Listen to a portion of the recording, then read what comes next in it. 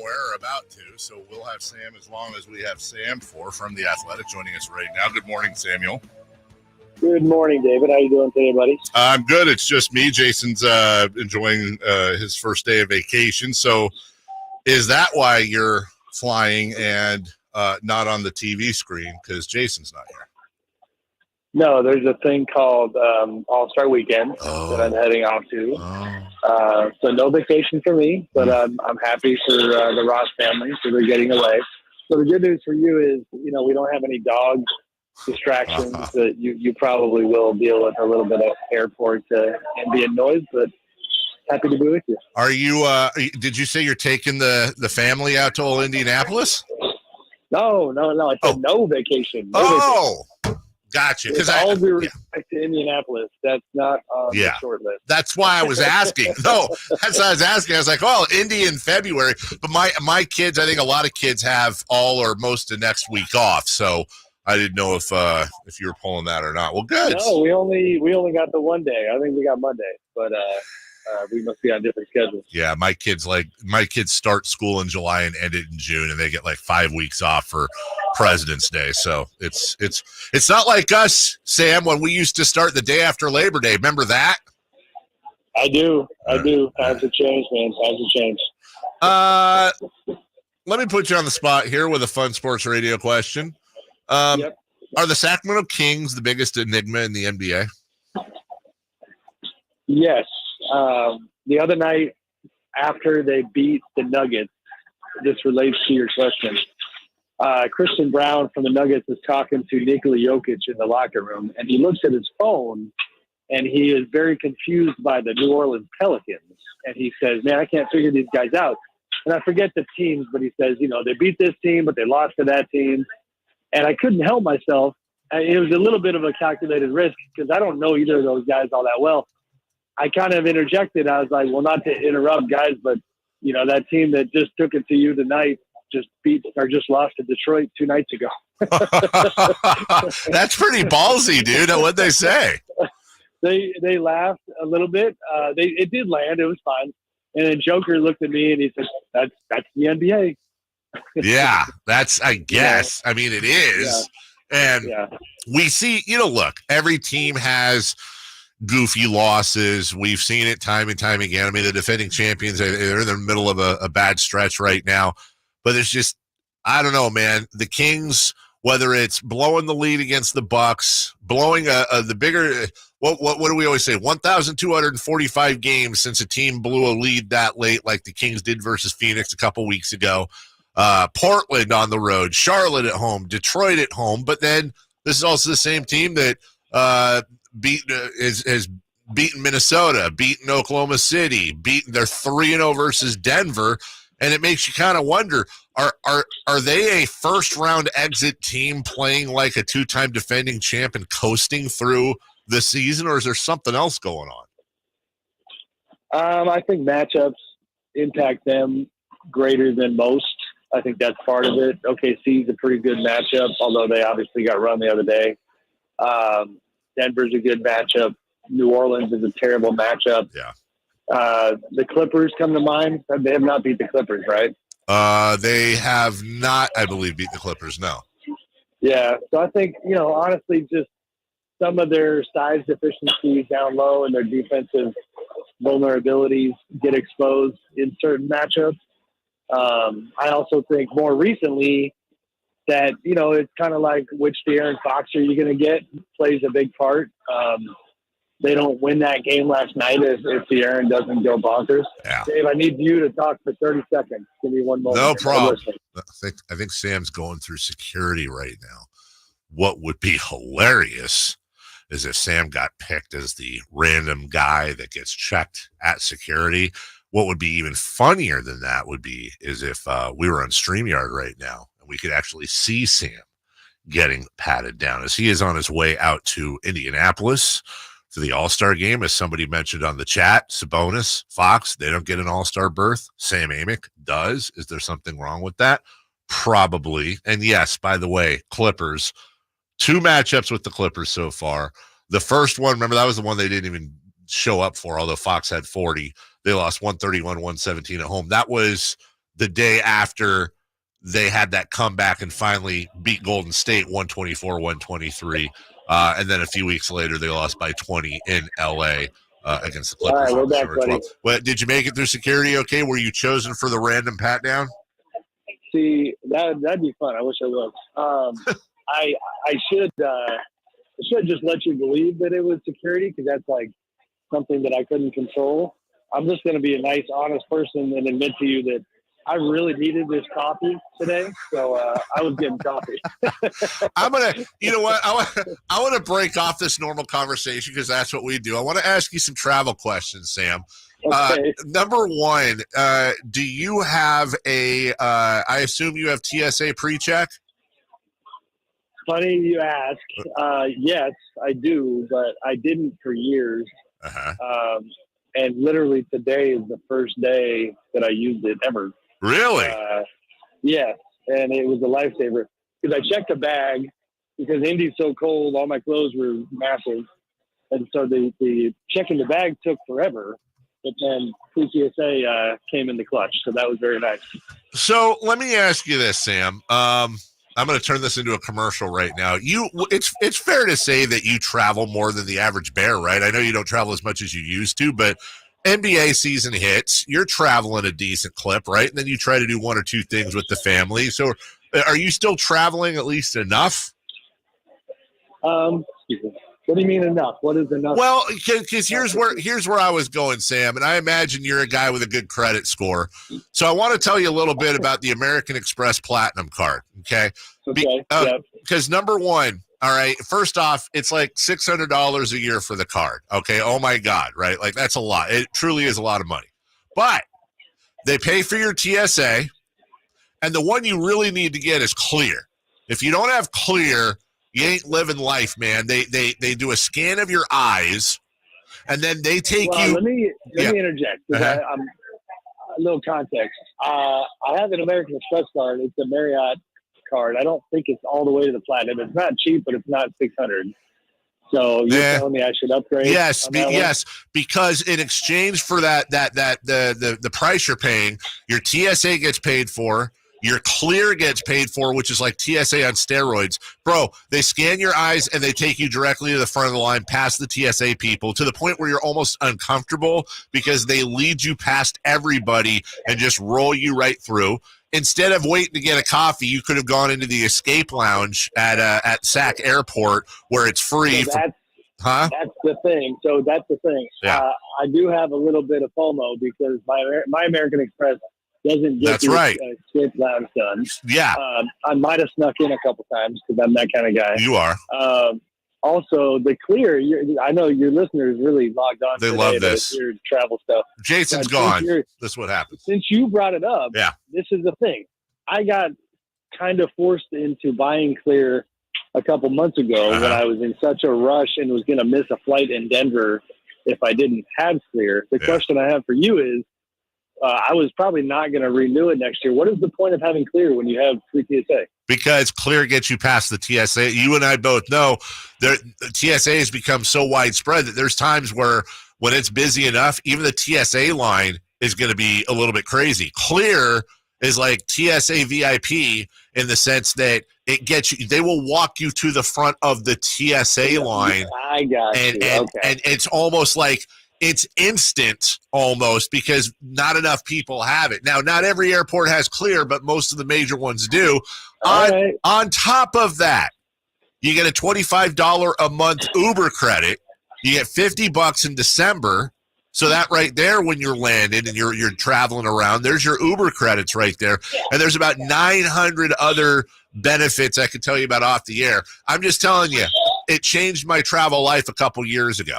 I'm just saying. All right. I appreciate it. This has been Dave's travel segment. They just got 10 minutes of like a full sponsorship. That someone's going to yell at me for that. No kidding. Yeah. Do you anticipate? Well, I'm not going to ask you to give me the injury update on Kawhi Leonard, but when it's all said and done, if you're a betting man, do you think Domantas Sabonis is going to be offered some form of access to All-Star Weekend or no? I actually hadn't thought about that in the context of Kawhi. I don't have a beat on it. I could look into it later today. I do think, who else is in the running as snubs? Fox. Yeah, Sabonis will get it over Fox. Yeah.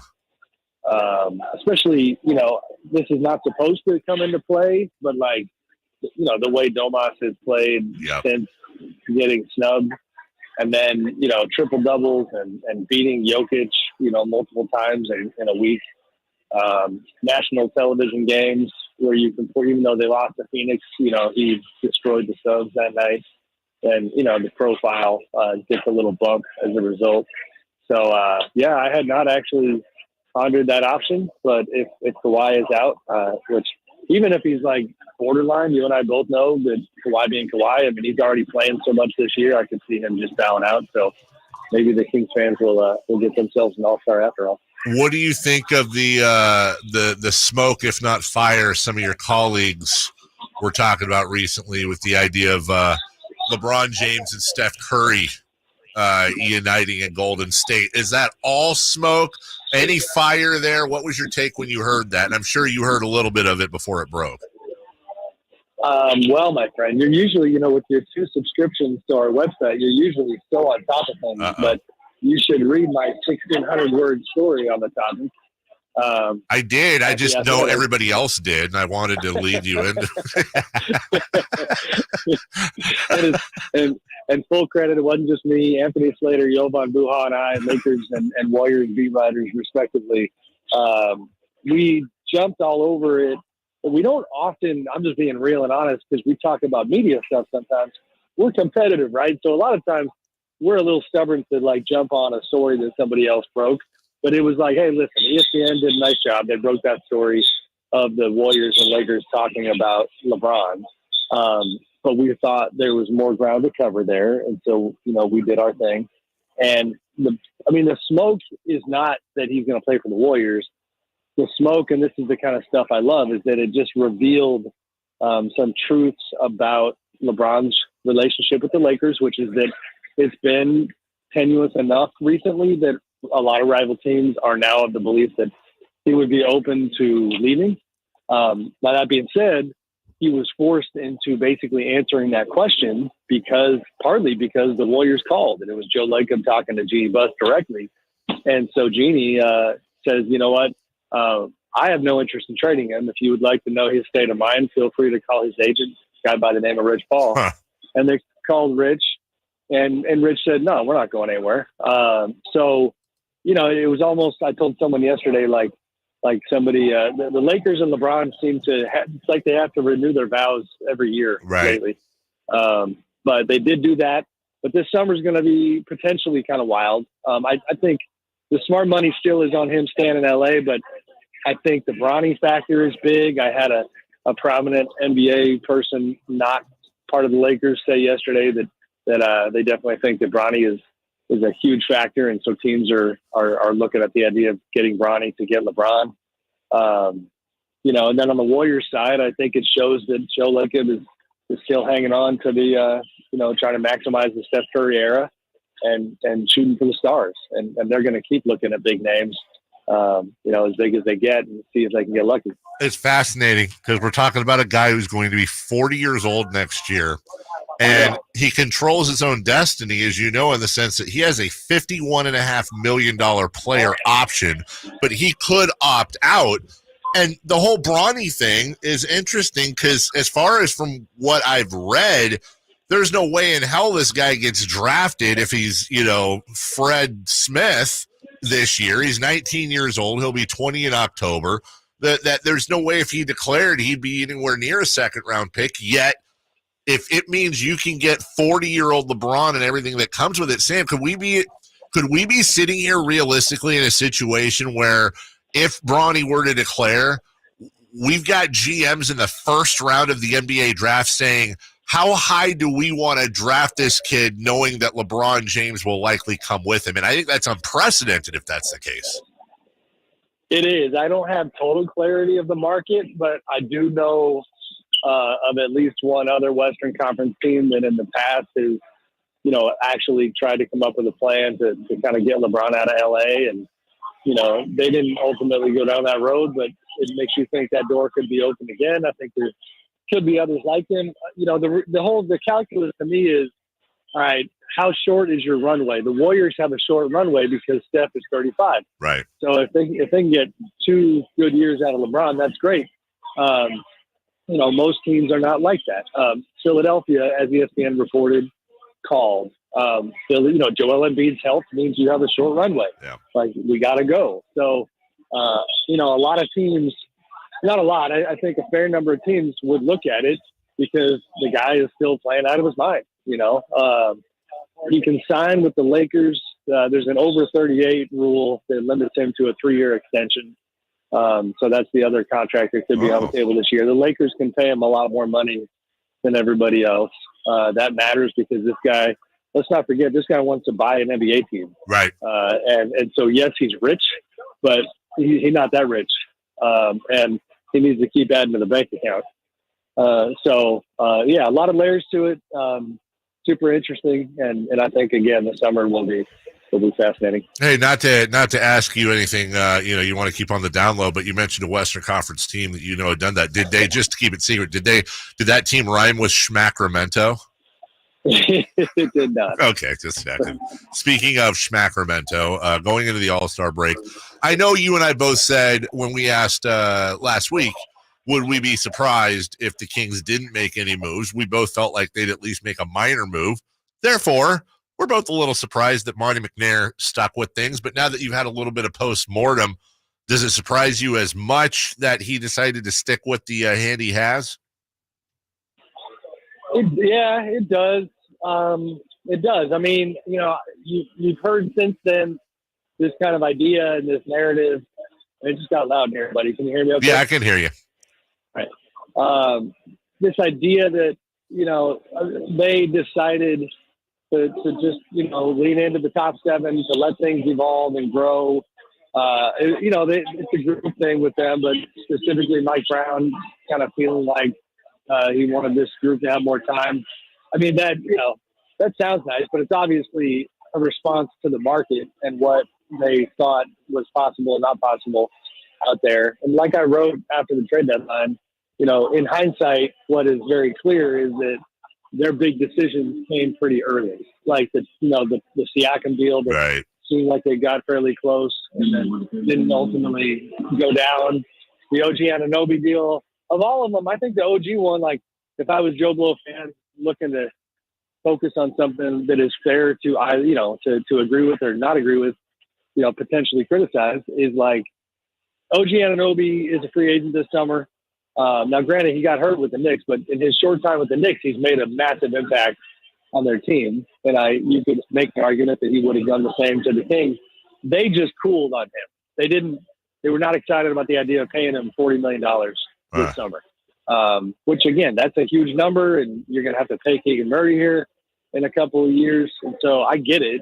But as far as like splashing moves that would have vaulted them a bit, not into title contender status, but would have vaulted them, that one I think was it. Because after that, we're talking about role players and Royce O'Neal's and players like that. So we'll see. I mean, they, this group, as you know, I think they're 1 game behind their pace from last year, even though in the standings they're a whole lot farther down.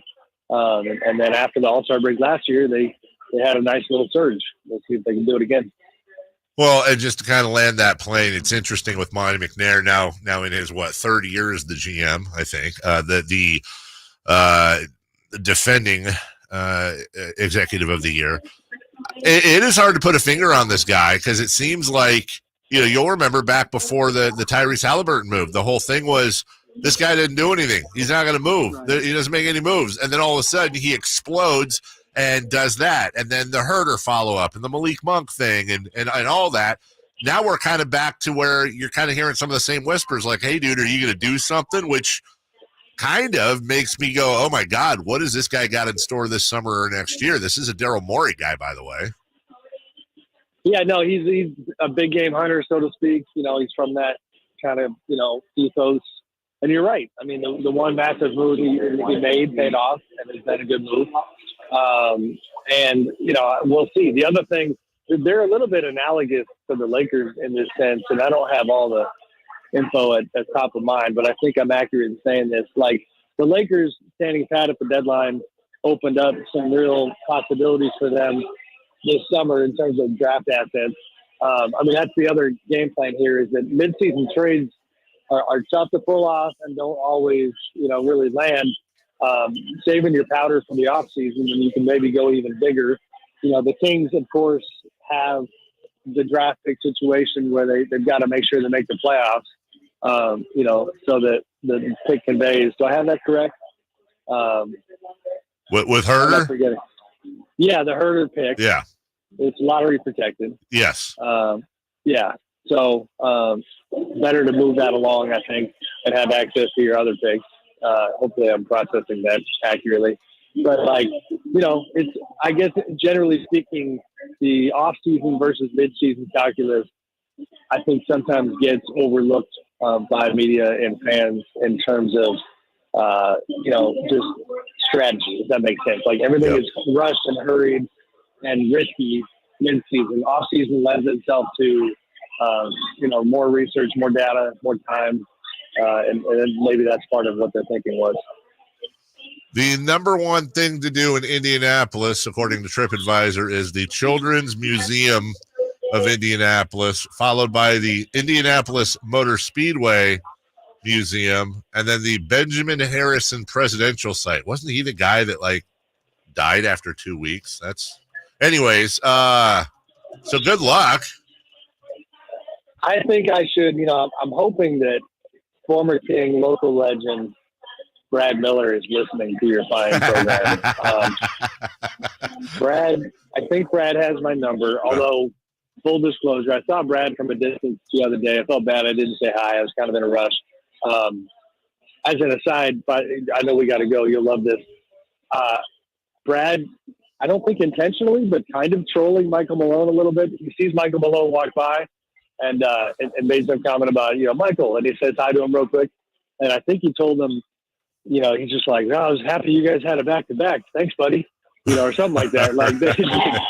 And you know how serious Malone is. Like, he made some comment about Malone, or about, the Kings winning the game. And right. Michael was not in the mood to have Brad do a celebration. No, he wasn't. So that made me laugh. Well, yeah, Brad, if you want to text me all the Indiana hotspots, like Shake Shack and things of that nature, then I'm here for it. Look, you know exactly what that text would be if he was listening. He'd be like, no, I'll take you out in my 5-wheeler, and we're going to grab ourselves a couple shotguns. We're going to go grab ourselves some moose or deer or whatever with an 18-pack of Budweiser. Have fun with that. That sounds pretty great, to be honest with you. Wearing camo in the middle of a duck blind in 20-degree weather. Have fun out there. Have a safe flight. I'm sure it's direct, right? Always direct to India. Yeah. Oh, absolutely. You go to Denver? Yeah, through Denver. Yeah. So yeah. All right. Long day of travel. I'll call you later so I can get the points bonus if you sign up for the Amex. No kidding, man. Who is lining your pockets? Good Lord. I feel like I just got a spam call.